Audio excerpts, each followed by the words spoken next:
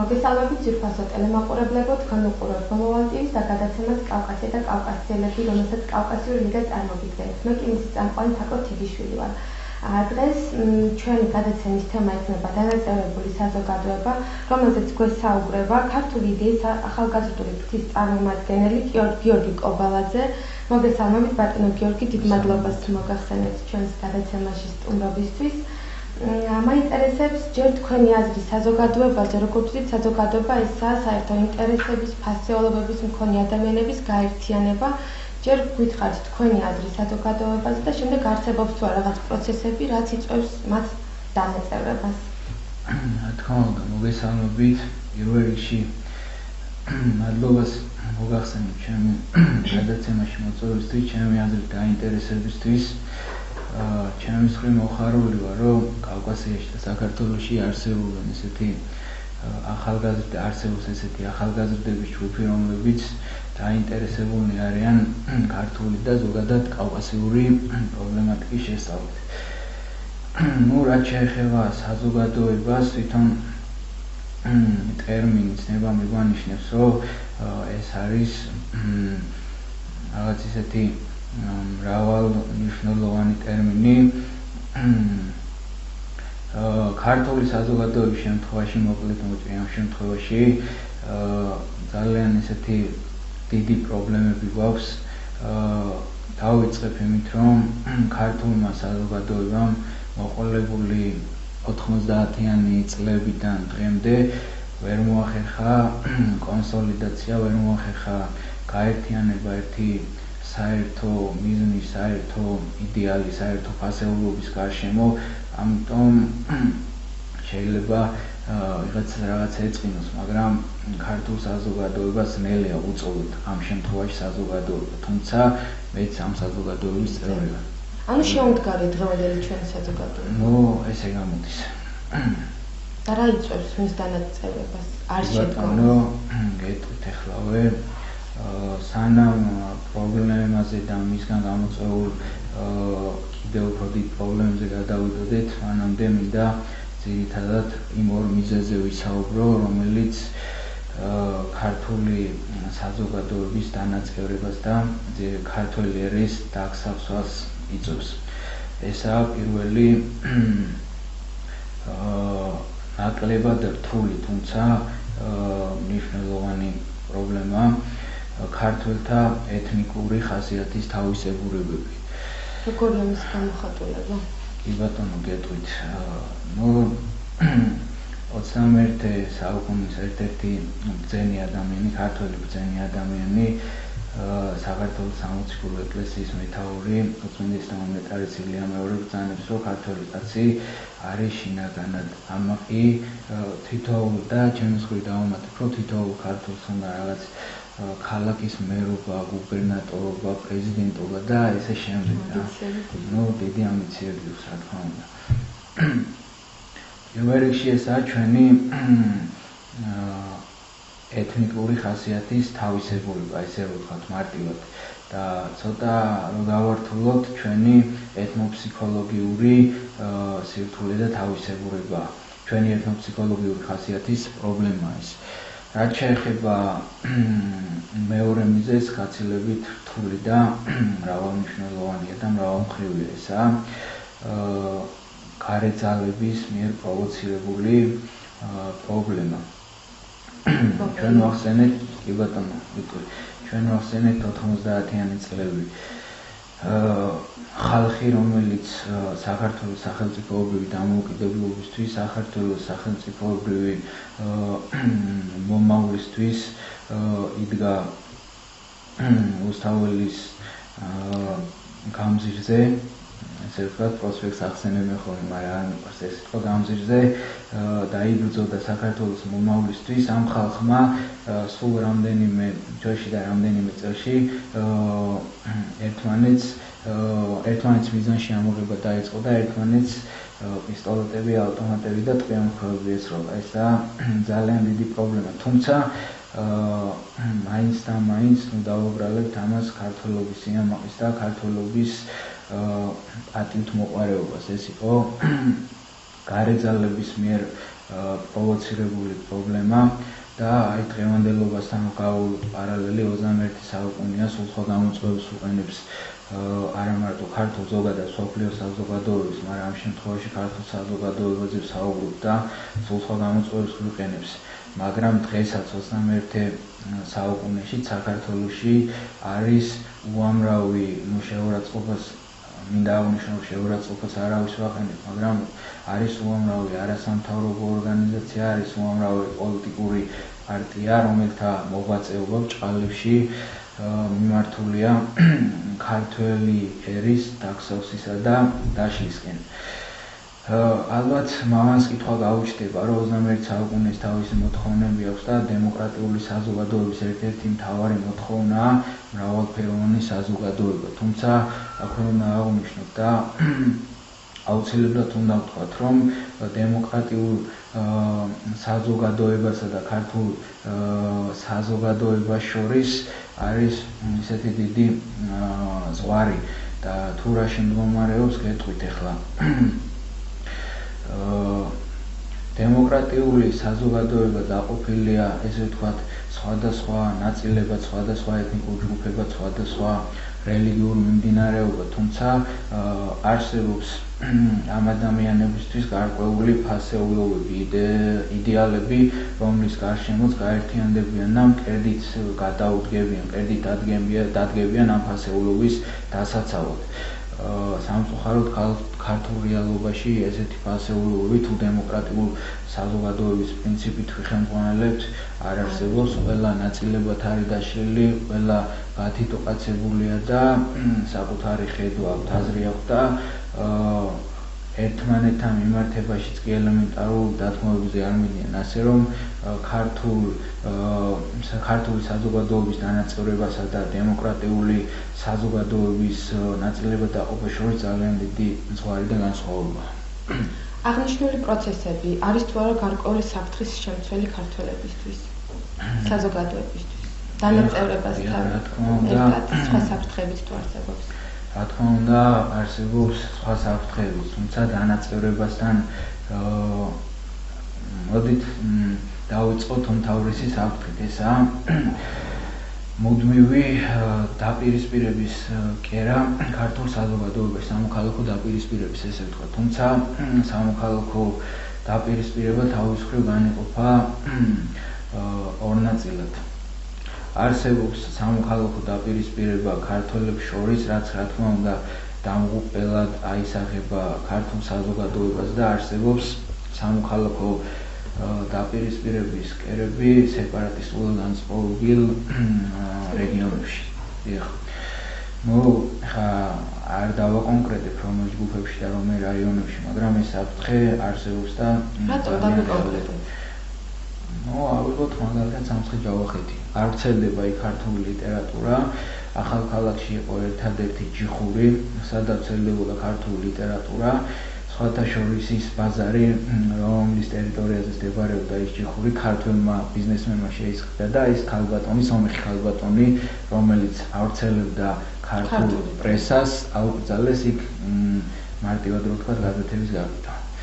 და ყველაზე სავალალო ისაა, რომ ახალქალაქში შეედინება ესეთი გაუკონტროლებელი პრესა, ლიტერატურა, სადაც მარტივ ადამიანურ ენაზე რო ვთქვათ, წერია, რომ ქართველები თუნდაც ვიღაცამ ესპანეთიდან გადმოგასახლა და ვიღაცების მოშახელი ყოფილვართ და ასე შემდეგ. ეს ვრცელდება ახალქალაქის რეგიონში. ვინ ავრცელებს ამ ინფორმაციას? პირდაპირ გეტყვით, ეს არის ორგანიზაცია ჯავახი, სომხური ორგანიზაცია, რომელიც ფინანსდება ჩრდილოეთიდან. ჩრდილოეთიდან ფინანსდება სომხური ორგანიზაცია? კარგით, გავაგრძელოთ საფრთხებზე საუბარი. ეს არის ერთ-ერთი და ძირითადი საფრთხე, ხოლო რაც შეეხება მეორე საფრთხეს, ეს ყველასთვის მარტივი და ყველასთვის გასაგებია, თუ ქართველმა ერმა ვერ მოახერხა კონსოლიდაცია, თუ ქართველი ერი არ გაერთიანდა ერთ მუშტად არსებული გამოწვევების და პრობლემების, ესე ვთქვათ, საწინააღმდეგოდ, მაშინ ამაოა ქართველების სწრაფვა, ესე ვთქვათ, ევროკავშირისკენ ნაწილი ჩრდილოეთისკენ მიისწრაფის იმათ მოსაზრებასაც აქვს, ესე ვთქვათ, რაღაც გამართლება დემოკრატიულ საზოგადოებაში ვცხოვრობ, თუმცა ყოველგვარი შრომა ამაოა, იმიტომ რომ კი, ვერ შევდგებით ელემენტარული სახელმწიფო. არის თუ არა რაიმე ინსტიტუციები, რომელიც ხელს უწყობს დანაწევრებული საზოგადოების გაერთიანებას? რა თქმა უნდა, მე ესე მრავლობით რიცხვი ვერ მოიხსენებდი როგორც ინსტიტუციებს. არის ინსტიტუცია და მისგან გამომდინარე ინსტიტუციები. პირველ რიგში, ჩემთვის როგორც მართლმადიდებელი ეკლესიის შვილისთვის ეს არის საქართველოს მართლმადიდებლური სამოციქულო ეკლესია, მმართველობის ორგანო საპატრიარქო და რაც მთავარია ჩვენი მოწმინდის და უნეტარესი ილიამ მეორე თავისი ბრძნული შეხედულებებით, ბრძნული და მეცნიერული ამავდროულად შეხედულებებით და ხედვებით. ამიტომ თითოეულმა ქართველმა მით უმეტეს ჩვენ ახალგაზრდებმა უნდა მოვისმინოთ საპატრიარქოს ხედვა, რომელსაც ახმოვანებს მოწმინდის და უნეტარესი ილიამ მეორე, შეძლების დაგვარად გავითვალისწინოთ და განვახორციელოთ ის იდეები, ის ხედვა, რომელიც აქვს ჩვენ პატრიარქს. განვახორციელოთ ეს ყველაფერი ქართულ პოლიტიკურ და საზოგადოებრივ რეალობაში. თქვენ არ ვიცი გახსოვთ თუ არა, მაგრამ რამდენიმე წლის წინ ჩემ ბავშვობაში, აი მე რომ ეროვნული გამოცდებისთვის მზადებოდი, პატრიარქმა თქვა, რომ ქართულ ადამიანს აკლია ანალიტიკური აზროვნება და უნდა დაფუძნდეს, ჩამოყალიბდეს ქართული ანალიტიკური სკოლა. მაგარმა ეს ცუდად გაიგო საკუთარი ინტერპრეტაცია მისცა და სასწავლო პროგრამაში ჩართო უნარების, ესე ვთქვათ, ეროვნული უნარების საგამოცდო პროგრამა და სასწავლო და საგამოცდო პროგრამა, რაც რა თქმა უნდა თავისთავად არასწორია. რატომ არის არასწორი? იმიტომ რომ ეროვნული უნარები რაღაც დონეზე გულისხმობს ანალიტიკურ აზროვნებას, ანალიტიკური მონაცემების გამოვლენებას, თუმცა არა ბოლომდე. ჩვენ გვაქვს დიდი ინტელექტუალური რესურსი იმ უფროსი თაობების და უფროსი მეცნიერების სახით, რომელსაც სამწუხარო ჩვენი თაობის უმრავლესობა რატომღაც მათი პოზიციაც გასაგებია, ცოტა ცინიკურად უყურებს და ცინიკური დამოკიდებულება აქვს ამ ადამიანების მიმართ, თუმცა მე რამდენიმე მათგანთან ნასაუბრები ვარ, ვისაუბრე რამდენიმე მათგანთან, მზად არიან, რომ გვერდში დაგვიდნენ თავიანთი მთელი ინტელექტუალური რესურსი მოგვახმარონ და ჩვენთან ერთად იბრძოლონ ამ სკოლის ჩამოყალიბებისა და განვითარებისთვის. თუმცა საუბარი დავიწყეთ პატრიარქის აზრით, პატრიარქის კურთხევით და პირველ რიგში ყველა, ვინც ამ აზრის გარშემო გავერთიანდებით, უნდა მივიდეთ პატრიარქთან და ვთხოვოთ ლოცვა კურთხევა, უნდა ლოცვა კურთხევის გარდა ესე დილეტანტურად როა დილეტანტურ მიდგომებში ვარ დანაშაულს ვინმე უნდა მივიდეთ და ვთხოვოთ თავისი მოსაზრების უფრო დაკონკრეტება და შემდგომ უკვე ახალგაზრდების და მეცნიერების ჯგუფმა დაიწყოს აღნიშნულ პრობლემაზე მუშაობა. ეს ერთი და რაც შეეხება გამოსავლის მეორე მხარეს, ესაა საქართველოს განათლებისა და მეცნიერების სამინისტრო. ამ კონკრეტულ შემთხვევაში ესე ეწოდება ამ სამინისტროს. ანუ აქვს გარკვეული როლი განათლებას ამ პრობლემის მოგვარებაში. რა თქმა უნდა, პირველ რიგში განათლება. რა შეიძლება გააკეთოს სამინისტრო? უნდა პირველ რიგში უნდა მიიღოს ეროვნული სასწავლო პროგრამა, რაღაც მსგავსი, მაგრამ ესე ბილატრალურად მოდი გვერდი ავუაროთ ამ პროგრამას და უნდა მიიღოს ეროვნული სასწავლო პროგრამა, რომელსაც რა თქმა უნდა თავისი ფუნდამენტი ესაჭიროება. ამ ეროვნულ სასწავლო პროგრამას ფუნდამენტად უნდა ქონდეს ქართული კავკასიური ხედვა და ტრადიციები. ქართული კავკასიური ხედვა და სულიერება. Ai გულისხმობს კავკასიური ხედვა. აი მოგახსენებთ ახლა ვიღაც შეიძლება აი საქართველოში სწავლობენ ინდოელები, პაკისტანელები, სტუდენტები არიან და აი შეიძლება ვიღაცას მამას კითხვები გაუჩნდეს, რომ ხომ არ შეიძლება ამით მათი უფლებები. მარტივად რომ თქვა არ შეიძლება, იმიტომ რომ ქართველების და კავკასიელების ამოსავალი წერტილი საუკუნეების განმავლობაში იყო არის და მინდა რომ ასე გაგრძელდეს, იყო ტოლერანტობა, ტოლერანტული მიდგომები. ასე რომ არავის უფლებები არ შეიძლება, პირიქით ჩვენი ტრადიციები, ჩვენი ხედვა, ჩვენი სულიერება დაცული იქნება და აქედან გამომდინარე დაცული იქნება სხვა ეროვნების და სხვა ხალხების და სხვა ეთნიკური და რელიგიური ჯგუფების ადამიანების უფლებები. თქვენ წარმოვიდგინოთ, რომ რელიგია, ანუ ჩვენი რელიგია და მის გარშემო გაერთიანება დანაწევრებულ საზოგადოებას აღადგენსო, მაგრამ დაგვაუწყდა იმის თქმა, რომ საქართველოში რამდენიმე რელიგიის სხვადასხვა წარმომადგენლები ცხოვრობენ. ეს რა როლს თამაშობს ამ შემთხვევაში საზოგადოების დაშლასა და გაერთიანებაზე? კი ბატონო, ანუ ჩვენ თავში ვთქვით და ეხლაც გავიმეორებ, რომ მართლმადიდებლობა არის რელიგია, ტოლერანტობის რელიგია, სიყვარულის რელიგია და ამიტომ მართლმადიდებელი ადამიანი, ზოგადად მართლმადიდებლური იდეოლოგია არ შეურჩის ხელს კონკრეტულ სივრცეში კონკრეტული ადამიანის განვითარებას თავისი ხედვითა და ფილოსოფიით. რაც შეეხება არსებობს ახლა საქართველოს ქართულ პოლიტიკურ რელიგიაში, რეალობაში არსებობს ესეთი სხვადასხვა რელიგიური ჯგუფები, რომლებიც საკმაოდ ახალი შემოსულია. თავისი ხედვით, თავისი წამსით ეწინააღმდეგება ტოლერანტობასაც, ეწინააღმდეგება ადამიანურ ხედვებსაც, ადამიანურ აზროვნებას ზოგადად და ახლა ადამიანისთვის მართლმადიდებლობის ამოსავალი წერტილი არის სამი ცნება, ეს აღმერთი სამშობლო ადამიანი.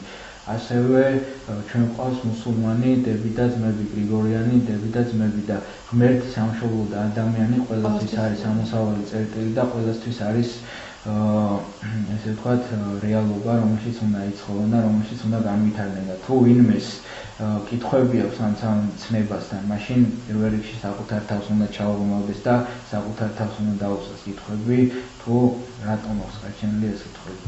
ანუ გამოსავალი მაინც ტოლერანტობაშია. რა თქმა უნდა. კარგი, ეხლა მაინტერესებს დღევანდელი ახალგაზრდები და თუ აქვთ მათ გარკვეული ეროვნული ინტერესები. და რომელი ეროვნული ინტერესების გარშემო არიან ისინი გაერთიანებული?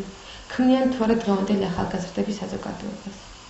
რამდენი კითხვა მომივიდა? სამწუხაროდ ეს განსხვავებული თემა და სამწუხაროდ დღევანდელი ახალგაზრდობის უმრავლესობა ცოტა სხვა თემებითაა დაყალიბებული.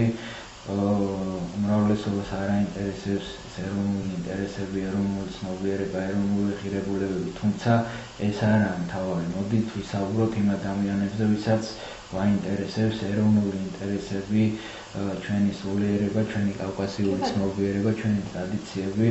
მართალია ჩვენ უმცირესობაში ვართ, თუმცა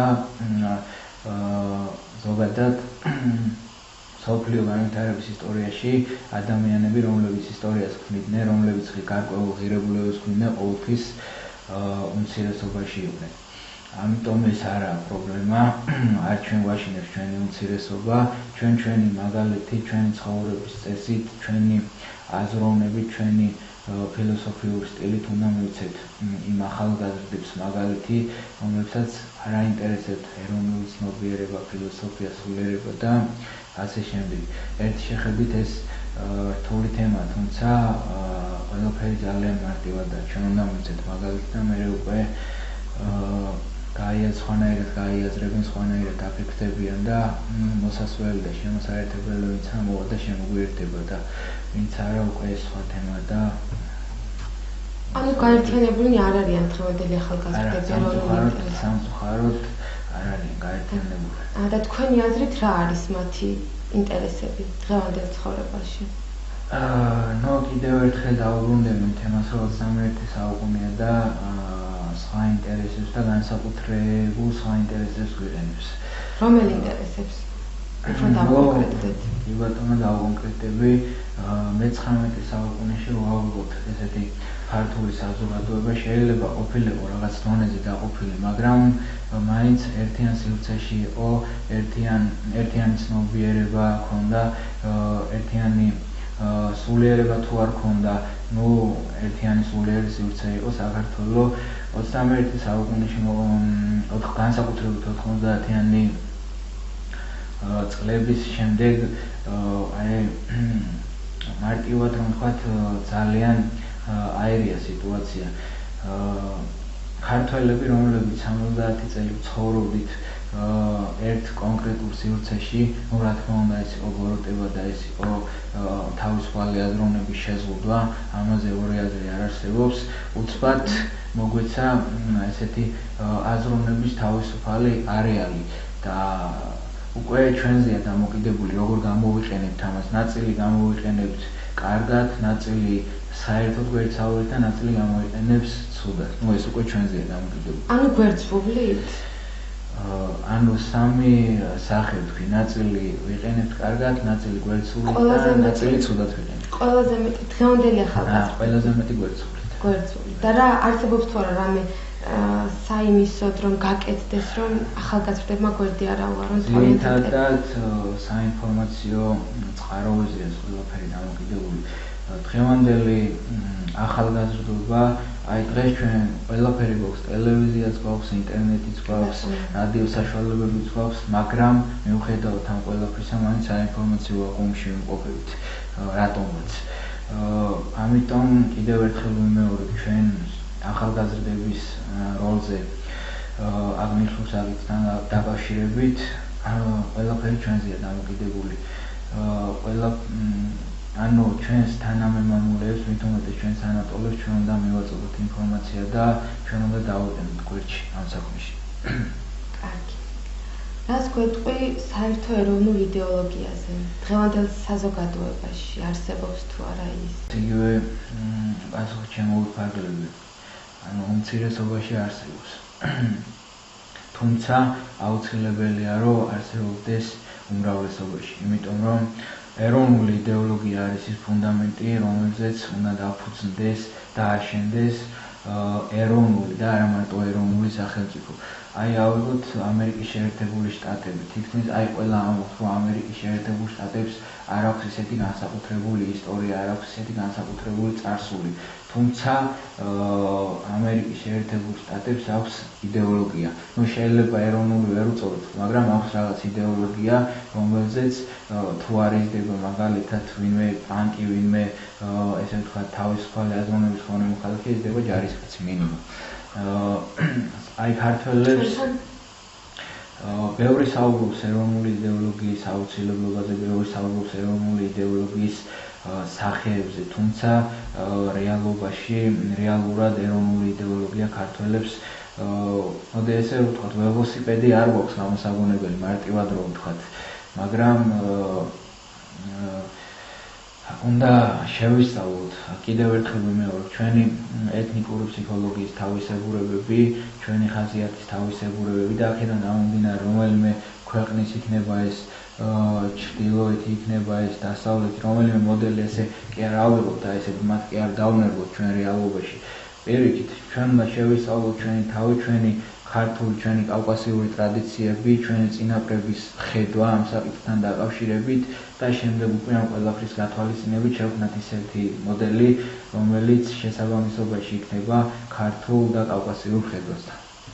წერენ თქვით, რომ ქართული საზოგადოების უმცირესობას გააჩნია ქართული იდეოლოგია და ვინ ქმნის ამ უმცირესობას?